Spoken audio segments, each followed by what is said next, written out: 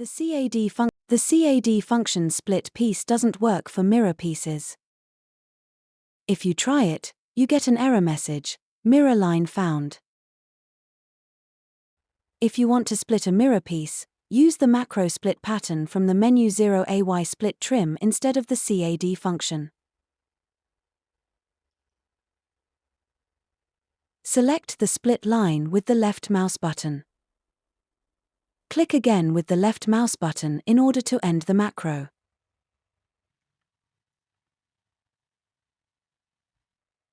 I show you now how to proceed if you have one older software version without this macro.